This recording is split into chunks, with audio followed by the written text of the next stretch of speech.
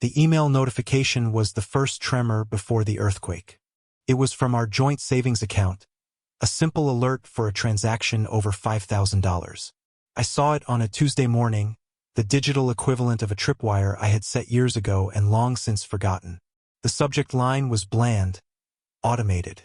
The contents were not. A single debit for $7,200, paid to Bellevue Property Management. I didn't know anyone at Bellevue. We didn't own property managed by them. I sat at our small kitchen table, the scent of the coffee Amanda had made an hour earlier still hanging in the air, and I felt a cold knot form in my gut. It was a familiar feeling, the instinct of a man who has spent his life checking load-bearing walls for stress fractures. Something was wrong with the foundation. My name is Michael, and for the last 7 years, my life had been built around a simple blueprint. Work hard, save money, and build a future with Amanda. I was a project manager for a large construction firm, a job that was more about logistics and spreadsheets than swinging a hammer, but it was honest work. Paid the bills. It allowed us to have a comfortable life in a decent apartment, to put money away, to dream about a small house with a yard one day. I thought we were building the same house. I was wrong. She was building a different one with a different man using my materials. Have you ever had a moment where the entire landscape of your life is revealed to be a facade? Let me know in the comments where you're watching from, and if you've ever had to tear your own life down to the studs just to survive. If you want to hear more stories about finding strength in the wreckage, make sure to subscribe. But let me start from the beginning. Our life was one of routine. I was up at 5 every morning, at the gym by 5:30, and on a job site by 7. Amanda worked in marketing, a job with more fluid hours and, from what I could gather, a lot more lunches and social events. I never begrudged her that. We were different people. I found satisfaction in the tangible, in seeing a structure rise from nothing. She thrived on the abstract, on branding and perception. I thought it was a good balance.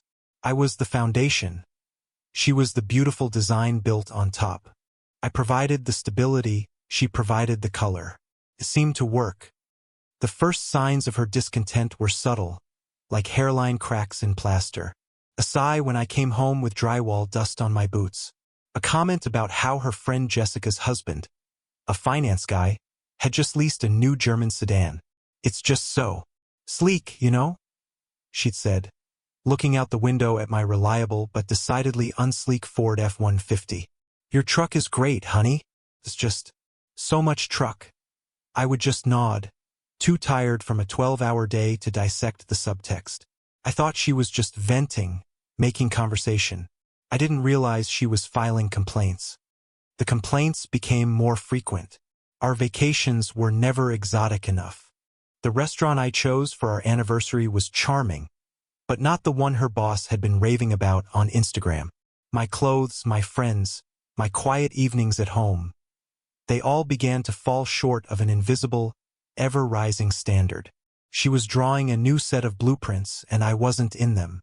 I saw it, but I didn't want to. It's easier to patch a crack than to admit the whole wall is failing. I told myself it was a phase, the 7-year itch everyone talks about.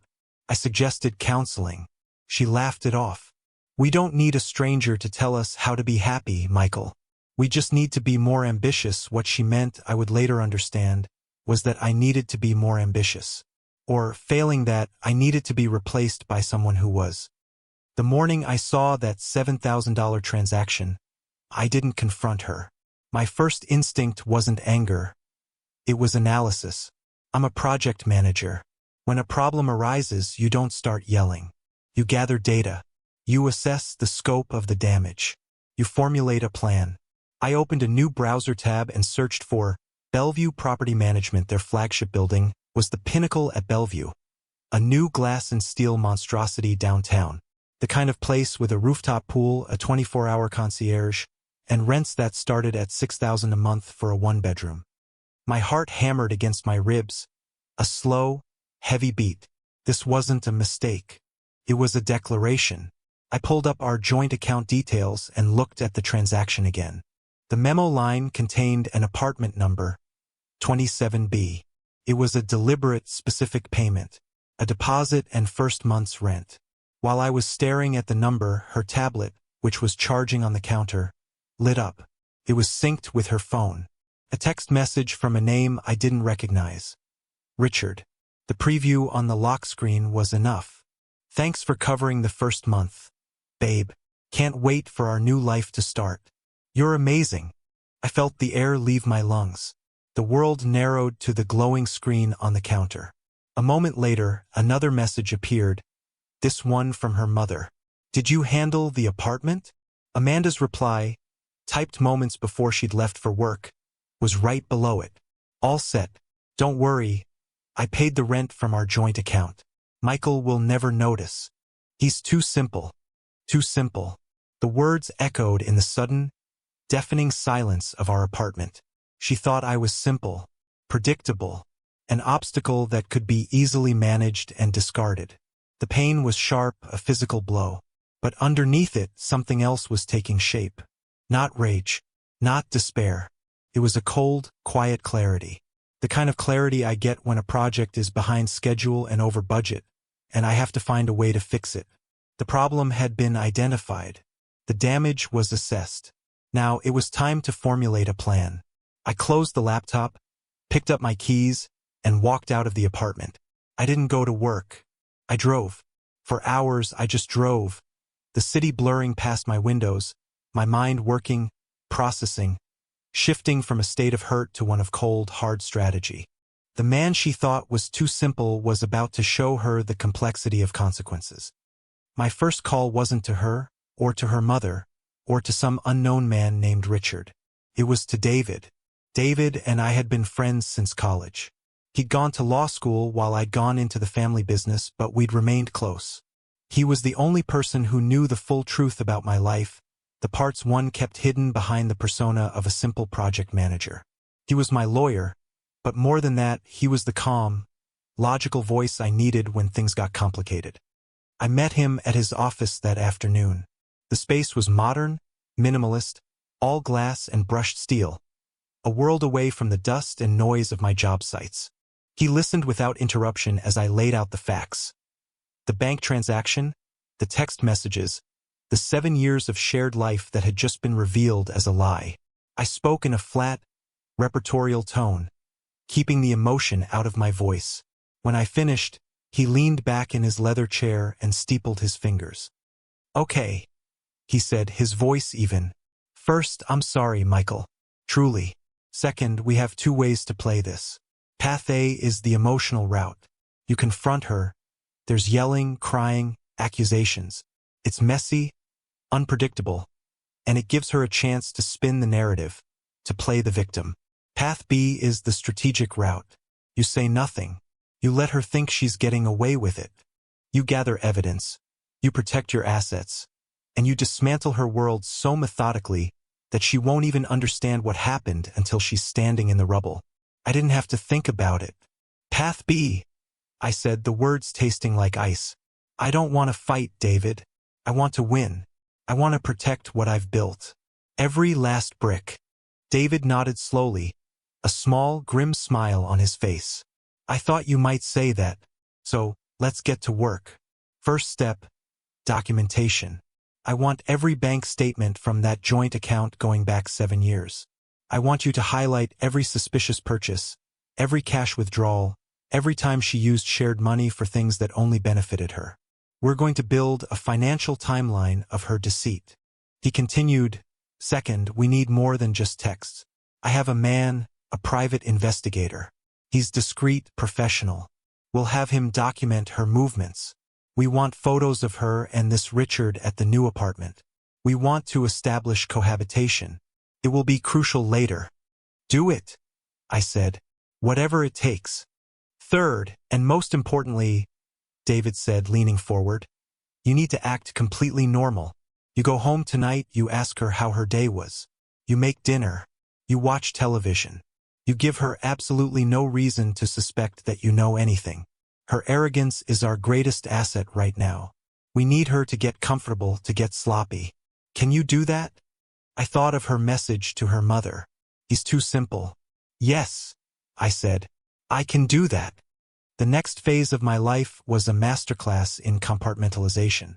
By day, I was the same Michael I had always been, managing schedules, coordinating with subcontractors, ensuring that projects were completed on time and under budget. By night, I became an actor in my own home, playing the part of the devoted, oblivious partner. It was the hardest role I'd ever had. Every smile felt like a lie. Every, "I love you," she uttered was a bitter pill I had to swallow. But I did it. I asked about her day, and she would tell me about meetings and deadlines, a fictional narrative to cover her tracks. I'd listen, nod, and ask follow-up questions, all while knowing she had likely spent her afternoon picking out furniture with Richard for their love nest, paid for with our money. The joint account became a fire hose of her spending. A $5,000 sofa, a $2,000 television, a series of charges from high-end restaurants I'd never been to. I forwarded every notification to David without comment. Each one was another brick in the wall I was building around myself. David's private investigator, a former cop named Frank, was worth every penny. He delivered his first report a week later. It was a simple manila folder, but it felt as heavy as a tombstone. Inside were photographs. Amanda and a tall, slick-looking man with expensive hair, laughing as they walked into the Pinnacle. Another photo showed them on a balcony, apartment 27B, toasting with champagne. There were pictures of them kissing, holding hands, living a life that I was funding. Seeing the images didn't hurt as much as I thought it would. The initial emotional wound had already cauterized, leaving behind a cold, hard resolve. This was just evidence, data points in a project plan. One evening, about 2 weeks into this new reality, I decided to test the waters. We were eating dinner, a pasta dish she'd made, and I casually brought up the joint account. "Hey, I was looking at our savings statement the other day," I said, keeping my tone light. "I saw a pretty big withdrawal, around $7,000. Was that for something we talked about?" She didn't even flinch. She took a sip of her wine, a perfect portrait of innocence. "Oh, that. I'm so sorry. I totally forgot to tell you. You know how my mom's 60th is coming up? I wanted to do something really special, so I put a deposit down on a venue for a surprise party. It's refundable, of course, but I had to lock in the date. I was going to tell you once it was all confirmed." Surprise! The lie was so smooth, so practiced. It was terrifying. She had an answer for everything. She had been planning this for a long time. I just smiled and nodded. "That's really thoughtful of you, honey. She'll love that," she beamed, relieved. She thought she had passed the test. She had no idea she had just handed me another piece of evidence for David's file. A documented, premeditated lie. Meanwhile, behind the scenes, David and I were restructuring my entire life. This was the part Amanda could never have imagined. The part that proved just how wrong she was about me being Simple. The construction firm I worked for, Sterling Development, wasn't just my employer. It was my company. My grandfather started it as a small contracting business 50 years ago. My father expanded it. And when he passed away 5 years ago, it became mine. I wasn't just a project manager. I was the sole owner and CEO. I had kept my role quiet for a reason. I had seen what wealth did to people. I wanted someone to love me for who I was, not for my bank account. I lived modestly. I drove a truck because it was practical for visiting job sites. I wore flannel shirts and work boots because they were comfortable. I created the persona of Michael, the simple project manager, as a test. A 7-year-long test of character. And Amanda had failed in the most spectacular way imaginable. David worked with my corporate attorneys to create a series of legal firewalls. We moved all my personal assets, my inheritance, and my controlling shares in Sterling into a blind trust. We legally documented that the funds in the joint account were sourced entirely from my salary, with zero financial contribution from her in over 3 years. We drafted a new employment contract for my public-facing role as a project manager, one that clearly defined my income, the only income she knew about. The most satisfying step was the last one. I had David pull the property deeds for the Pinnacle at Bellevue. As I already knew, it was owned by a subsidiary of Sterling Development. I was Amanda's new landlord. I instructed my property management team to treat apartment 27B as a high-priority watch. I wanted every communication logged, every late payment flagged, every complaint from a neighbor documented. The trap was set. All I had to do was wait for her to walk deeper into it. Amanda's confidence grew with each passing day that I remained my simple self. She became bolder, more reckless. The spending from the joint account became a daily occurrence. Designer handbags, expensive shoes, spa days. She was building her new identity on my dime, and she believed there would be no consequences. Her conversations on the phone with her mother, which I now recorded via a voice-activated app I'd installed on the tablet she always left behind, were filled with a mix of pity and contempt for me. "He hasn't said a word," she crowed one afternoon. "He asked about the rent money, and I just told him it was for your party. He bought it completely. He's so wrapped up in his little projects. He doesn't see what's right in front of him. He's a simple man, honey." Her mother's voice crackled back. "He was good for you when you were starting out, but you've outgrown him. Richard is your future. He understands your worth." Richard. Through Frank's investigation, I had a complete file on him. Richard Peterson, a mid-level analyst at a boutique investment firm. He drove a leased car, wore rented watches, and lived a life financed by debt and now by me. His firm, it turned out, leased the entire 34th floor of another one of my buildings, the Sterling Tower downtown. It was a detail that felt like poetic justice, another piece of leverage I filed away for later. The breaking point for their fantasy world didn't come from me directly. It came from the inherent instability of the life they had chosen. Richard, in an attempt to keep up with Amanda's spending, had been making a series of increasingly risky, and likely illegal, trades at his firm. He was trying to build a fortune overnight to match the one Amanda was pretending they already had. David, through his network, got wind of an impending internal audit at Richard's firm. It was the perfect opportunity. We didn't need to do anything illegal or unethical. We just needed to shine a light on the truth. David drafted a carefully worded letter on Sterling Tower's corporate letterhead, addressed to the CEO of Richard's firm. It was a standard tenant conduct inquiry. "Dear Mr. Jennings," it read, "as part of our commitment to maintaining a secure and professional environment for all our tenants, we occasionally review matters of public record concerning key employees of our corporate partners. It has come to our attention that one of your analysts, Mr. Richard Peterson, appears to be maintaining a lifestyle significantly inconsistent with his reported compensation, including a new residence in a luxury property for which he is not the leaseholder. While we are sure there is a reasonable explanation, our building security and liability protocols require us to flag such anomalies to ensure they are not indicative of activities that could pose a risk to your firm or our other tenants. We trust you will handle this internal matter with discretion." It was a corporate kill shot, wrapped in the polite language of risk management. It didn't accuse Richard of anything directly. It just pointed a very large, very bright spotlight in his direction and invited his bosses to take a closer look. They did. Richard was suspended the next day, pending a full investigation into his trading activities. His income was frozen. The money dried up. The fallout was immediate. The first sign of trouble was a notification from my property management team.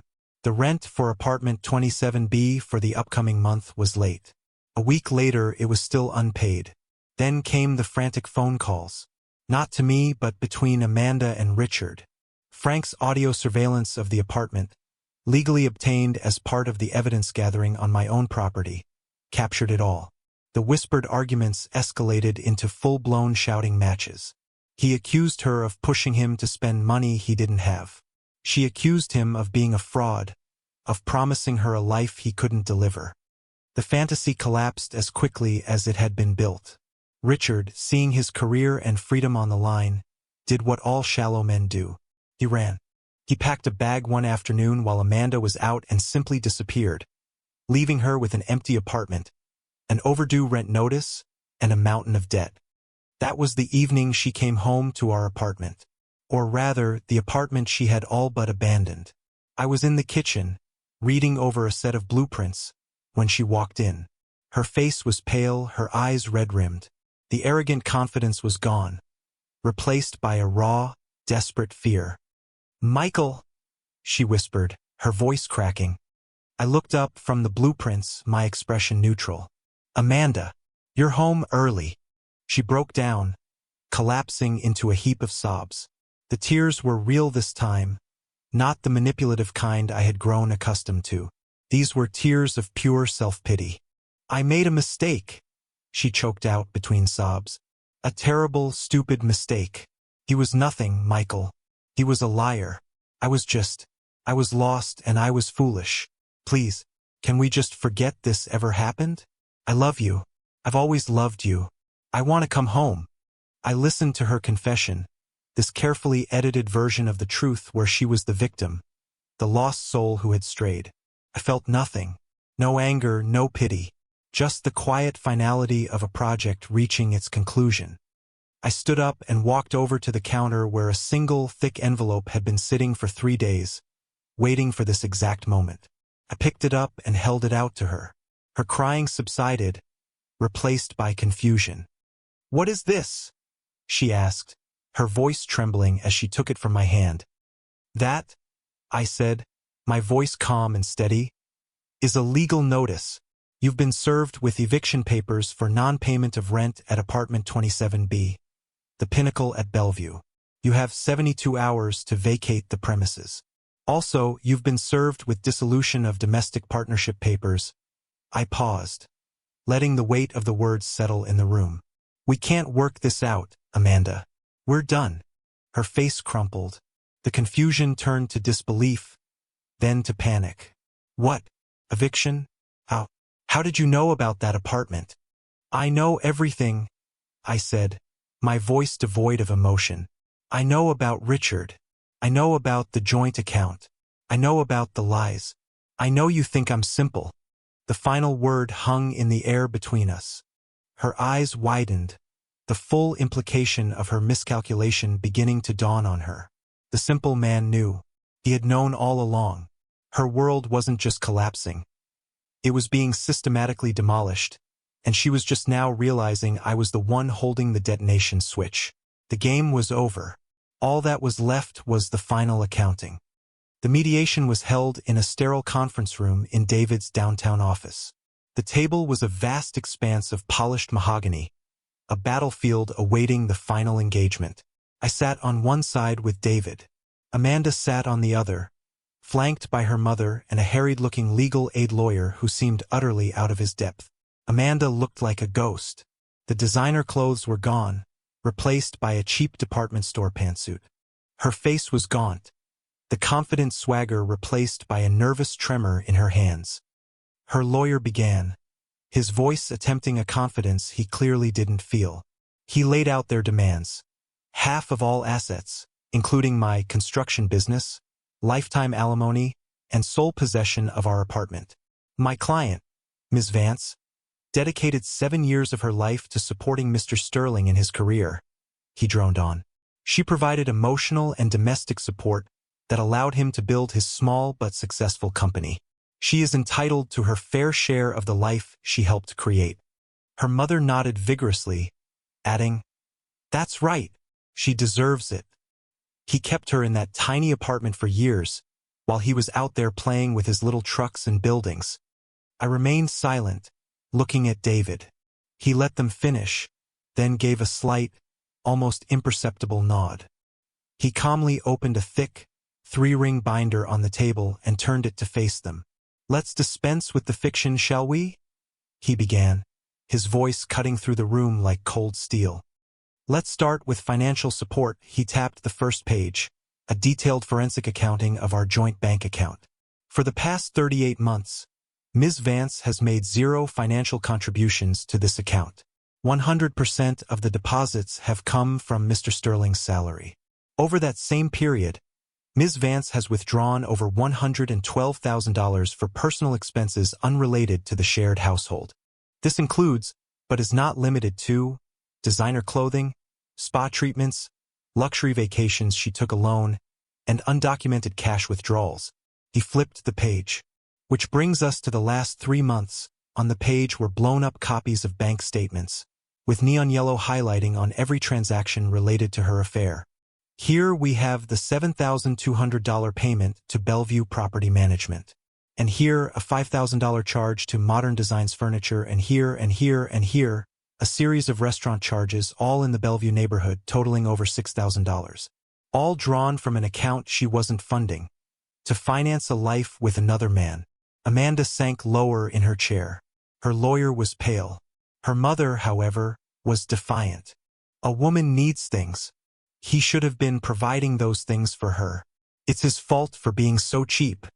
David smiled, a chillingly pleasant expression. An interesting perspective. Let's talk about what Mr. Sterling provides. He flipped to the next section. It was the report from the private investigator. He slid a stack of 8 by 10 glossy photographs across the table. Photos of Amanda and Richard, laughing, kissing, living their stolen life in apartment 27B. This is Ms. Vance with Mr. Richard Peterson, with whom she has been cohabitating for the last 94 days. He then produced a small digital recorder and pressed play. Amanda's voice filled the silent room, a recording of the call with her mother. I paid the rent from our joint account. Michael will never notice. He's too simple. The color drained from Amanda's face. Her mother looked as if she'd been struck. Her lawyer just stared at the recorder as if it were a venomous snake. And now, David said, his voice dropping slightly, let's address the central misunderstanding here, the issue of Mr. Sterling's small company and his tiny apartment. He placed a second, even thicker binder on the table. It was bound in dark blue leather with the words Sterling Holdings Incorporated embossed in gold. Mr. Sterling doesn't work for a construction company, David stated calmly. He owns it. All of it. Sterling Holdings is a private corporation with a real estate portfolio valued at just over $900 million. He is the sole shareholder. A choked gasp came from Amanda's side of the table. Her mother's jaw was hanging open. David wasn't finished. The tiny apartment you shared is in a building owned by Sterling Holdings. The company car he drives is a tax write-off. His public-facing role as a project manager is a position he created for himself to gauge the character of the people in his life. He paused, letting the weight of that statement land. It was a test. And Ms. Vance, you failed.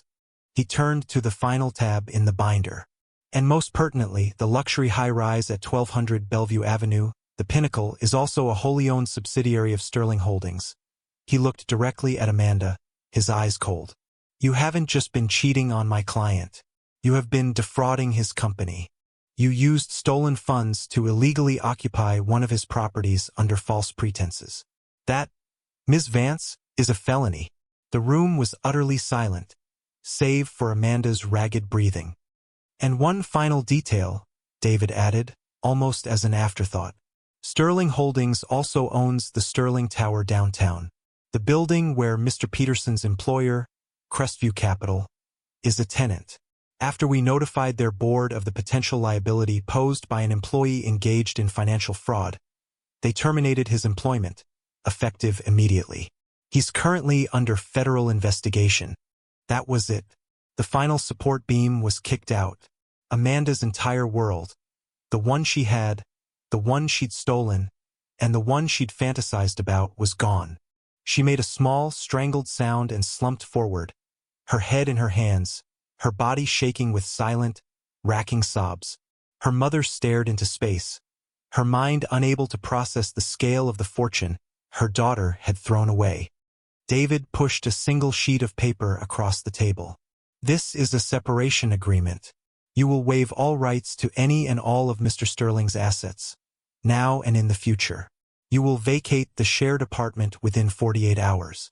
You will walk away with your personal belongings and nothing else. In exchange, Sterling Holdings will not pursue criminal charges for fraud and theft. Sign it. Her lawyer read it quickly, his face a mask of defeat. He nudged her arm. Sign it, Amanda, he whispered. For God's sake, just sign it.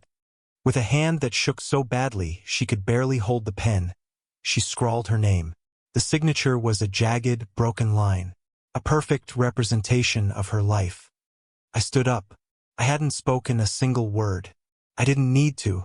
I looked at her one last time, not with hatred or triumph, but with a profound and empty finality. She was a stranger, a failed project, a line item on a budget that had been zeroed out. Then I turned, and with David beside me, I walked out of the room and didn't look back. A month later, I stood on a different balcony. It wasn't apartment 27B. It was the penthouse of the Pinnacle, a space I'd kept unfinished for myself, waiting for the right time. The entire city spread out before me, a glittering tapestry of lights under a dark sky. The air was cool and clean. David was with me, a glass of scotch in his hand. We weren't talking about Amanda. We were looking at the blueprints for a new hospital wing Sterling was funding. "Good view," he said, gesturing with his glass to the city below. "It's all about the foundation," I replied, my eyes on the horizon. The hurt was gone, replaced by a quiet sense of peace. Vindication wasn't a loud, celebratory thing. It was this, the quiet, unshakable knowledge that you had weathered the storm and were still standing. I built my life out of steel and concrete, things that are honest and true to their nature. I built it on a foundation of integrity, a principle she never understood. She saw a simple facade and assumed that was all there was. She thought my foundation was shallow. She never bothered to look at the blueprints. Some people are so dazzled by the glittering surfaces of the world that they forget to check if the structure is sound. The truth, I've learned, is its own kind of blueprint. And in the end, it's the only one that matters. You can't build a lasting life on a foundation of lies. Eventually, it will always come crashing down.